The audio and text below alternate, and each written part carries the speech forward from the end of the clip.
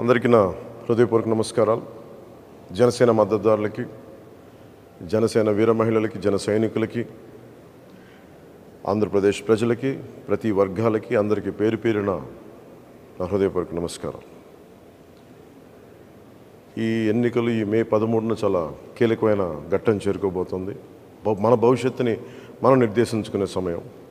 దీంట్లో భాగంగా మీ అందరినీ నా విన్నపం, నా విజ్ఞాపన, నా అభ్యర్థన, వైసీపీ వ్యతిరేక ఓటుని చీలనివ్వకుండా అందరం ఒకే మాట మీద నిలబడి ఎక్కడైతే భారతీయ జనతా పార్టీ అభ్యర్థులు ఉన్నారో వారికి మన సంపూర్ణ బలం టీడీపీ జనసేన బలం ఇవ్వడం, అలాగే టీడీపీ ఎక్కడైతే నిలబడిందో సంపూర్ణంగా జనసేన బీజేపీ మద్దతుదారులు, జన సైనికులు, కార్యకర్తలు, బీజేపీ కార్యకర్తలు అందరూ మద్దతు ఇవ్వడం, అలాగే జనసేన పోటీ చేస్తున్న చోట టీడీపీ మద్దతుదారులు, టీడీపీ కార్యకర్తలు, టీడీపీ మహిళలు అందరూ కూర్చొని జనసేనకి మద్దతు ఇవ్వడం.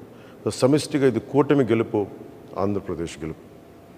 వైసీపీ వ్యతిరేక ఓటుని చీలనివ్వనని చెప్పి నేను 2021 ఇప్పటం గ్రామం సభ పెట్టినప్పటి నుంచి ఈ రోజు దాకా అదే మాట మీద ఉన్నాం.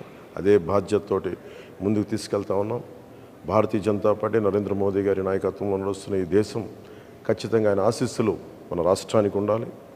ఆ దిశగానే వారిని చాలా వ్యయ ప్రయాసాలతోటి మనం ఒప్పించి ఈ రోజున మన ఈ పొత్తులోకి భారతీయ జనతా పార్టీ నాయకులు అంగీకారం తెలిపారు.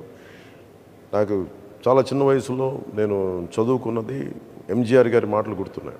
ఒక రాష్ట్ర ప్రభుత్వం సమర్థవంతంగా పనిచేయాలంటే కేంద్ర ప్రభుత్వం ఆశీస్సులు అవసరం అని.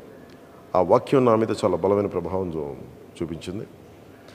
ఎందుకంటే మన కేంద్ర ప్రభుత్వం లేకుండా ఈ ఫెడరల్ స్ట్రక్చర్లో కేంద్ర ప్రభుత్వం సహాయ సహకారాలు లేకుండా ముందుకు నడవటం చాలా చాలా కష్టం. వీటన్నింటినీ దృష్టిలో పెట్టుకొని ముఖ్యంగా 6 అంశాల మీద మనం ముందుకెళ్తున్నాం. విద్య, వైద్యం, ఉపాధి, సాగునీరు, తాగునీరు, లా అండ్ ఆర్డర్. విద్యకు సంబంధించి ప్రభుత్వం ఫీజు రీయింబర్స్మెంట్స్ చేయలేదు. ఎయిడెడ్ స్కూల్స్ మూసేశారు. సరైన నాణ్యతతో కూడిన విద్యా విధానం లేదు. అలాగే సంక్షేమ పథకాలు, అమ్మఒడి లాంటిది కూడా ఎంతమంది బిడ్డలు ఉంటే అంతమందికి ఇస్తామని చెప్పి ఒక్కరికి కూడా ఇవ్వలేదు. ఒక్కరికి ఇచ్చి మరి అందరికి ఇచ్చిన భ్రమ కల్పించారు. అలాగే ఎయిడెడ్ స్కూల్స్ దాదాపు 7,000 పైచిలకు ఎయిడెడ్ స్కూల్స్ మూసేశారు. వాటిని కూడా వాటిని కూడా ప్రైవేటైజ్ చేసే ప్రయత్నాలు జరిగినాయి. కొన్ని చోట్ల అడ్డుకున్నాం, కొన్ని చోట్ల కుదరలేదు, కొన్ని చోట్ల ప్రైవేట్ పరం అయిపోయినాయి. అది విద్య పరంగా ఎవరికి కూడా సరైన ఫీజు రీయింబర్స్మెంట్లు జరగలేదు. ఎన్టీఆర్ హెల్త్ యూనివర్సిటీని పేర్లు మార్చేశారు. ఆంధ్ర యూనివర్సిటీని వైసీపీ కార్యాలయంగా చేశారు. విశ్వవిద్యాలయాల్లో కూడా వైసీపీ ప్రభుత్వం తాలూకు పోకడ, దాని జోక్యం నిజంగా విశ్వవిద్యాలయాల తాలూకు ఔన్నత్యాన్ని, ఉన్నతిని మంటగలిపింది.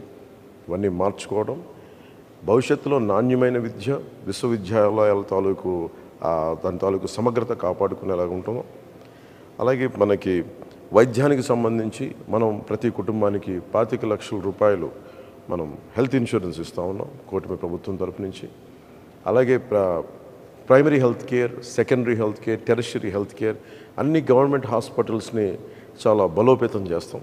అది కూటమి ప్రభుత్వం తీసుకున్న నిర్ణయం. అలాగే ముఖ్యంగా ఎక్కడైతే మనకి పొల్యూషన్ ఉందో, కాలుష్యం ఆరోగ్యాన్ని ఇబ్బంది పెడుతుందో ఆ కాలుష్య నియంత్రణ మండలి ద్వారా వాటిని సరిచేసే బాధ్యత కూటమి ప్రభుత్వం తీసుకుంటుంది. ఉపాధి మనకి వచ్చి అన్ని మెగా డిఎస్సిని రిలీజ్ చేస్తాం, డిఎస్సి రిలీజ్ చేస్తాం. 18,000 పోస్టులని మనం భర్తీ చేస్తాం. 18,000 పైచిలకు పోస్టులను భర్తీ చేస్తాం.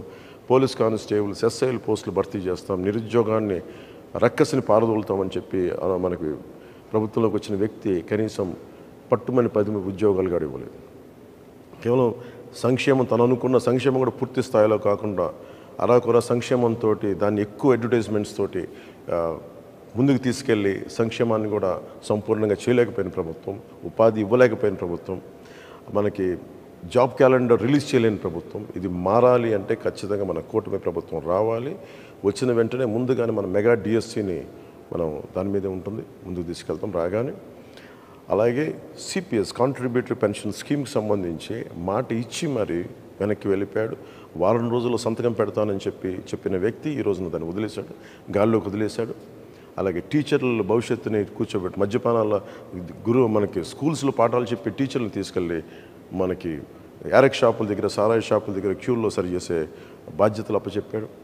ఇది వారిని మన గురు బ్రహ్మ, గురు విష్ణు, గురు దేవ మహేశ్వర అని చెప్పి మనం గురువుని ప్రార్థించుకునే పరిస్థితుల్లో తీసుకొచ్చి మద్యం షాపుల దగ్గర పనిచేసే విధంగా ఈ ప్రభుత్వం గురువులను అవమానం చేసింది, టీచర్స్ని అవమానం చేసింది, ఉద్యోగులకి సిపిఎస్ ఇవ్వలేదు.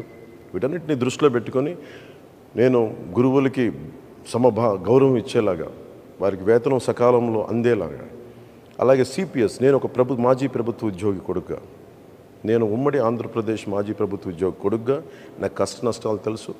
ఈ రోజుకి మా అమ్మకి మా నాన్నగారి పెన్షన్ అందుతూ ఉంటుంది. దానికి తాలూకు కష్టం తెలుసు నాకు.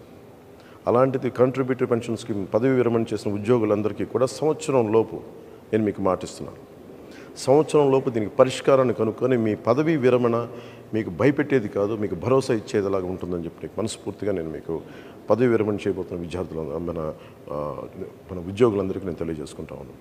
నేను మీకు మాటిస్తున్నాను, సంవత్సరం లోపు దానికి పరిష్కార మార్గాన్ని కనుక్కొని మేము పారిపోం. నేను మీకు మాటిస్తాను, నేను నిలబడతాను. అలాగే సాగునీరు, మనకి ఇన్ని ప్రాజెక్టులు ఉన్నాయి. ఈరోజు మెగా ప్రాజెక్టు 2004 నుంచి ప్రత్యేకించి జల యజ్ఞం మన పదం అనే కానీ జల దోపిడీ అయిపోయింది. ఎక్కడైతే సాగునీటి ప్రాజెక్టులు ఉన్నాయో ఉన్న ప్రాజెక్టులని సరిగ్గా మెయింటెనెన్స్ చేయకుండా, కాలువలు పొడికలు తీయకుండా